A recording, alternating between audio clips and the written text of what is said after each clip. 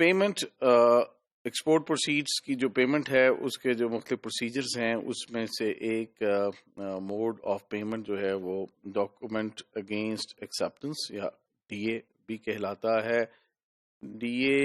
بنیادی طور پہ ان ایکسپورٹ پروسیڈس کے سے متعلقہ ہے جو کہ آپ کو فوری نہیں ملیں گی، بلکہ اس میں آپ جو ایز این ایکسپورٹر الاؤ کرتے ہیں کچھ کریڈٹ ٹو دا امپورٹر. یعنی آپ کی پروڈکٹ کی کوئی ٹائپ ایسی ہے، پروڈکٹ کوئی نئی پروڈکٹ ہے، پروڈکٹ ایسی ہے جس کے اوپر بڑا کمپٹیشن ہے اور آپ کے جو کمپٹیٹرز ہیں وہ بھی انٹرنیشنل مارکیٹس میں کریڈٹ الاؤ کر رہے ہیں، تو اس صورت میں آپ کے لیے شاید یہ ممکن نہ ہو کہ آپ کیش بیسس پہ یا جو کیش کی ایل سی کی صورت میں اپنا مال بھیج سکیں. تو ان حالات میں sometimes you are compelled. Of course this is not the preference of the exporters to sell the goods on DA,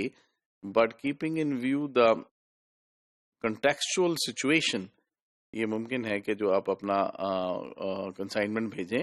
اس کی جو پیمنٹ ہے وہ بیسڈ ہو ڈی اے پہ. اب D A is a type of documentary bill, it's like a bill of exchange, جس کے ذریعے جو پرومس ہے بائر کی طرف سے کہ میں ایک خاص مدت کے بعد پوری پیمنٹ کر دوں گا. تو آپ کا جو بینک ہے اس میں انوالو ہوگا اور وہ آپ کو جو پیمنٹ ہے اس کنسائنمنٹ کی جو ایکسپورٹ پروسیڈز ہیں وہ ایک خاص مدت کے بعد ملیں گے. تو exporter agrees to ship the goods before payment, بغیر پیمنٹ کے وہ شپنگ کے لیے تیار ہو جاتا ہے. And it does not allow the buyer to take possession before payment is assured. Of course وہ پیمنٹ کی بجائے ایک وعدہ کرتا ہے جو کہ ڈی اے کہلاتا ہے، جس کے ذریعے وہ پرومس کرتا ہے to pay the amount of the bill of the invoice after a specific period of time. So that period of time could be 30 days, could be 60 days, or could be 90 days.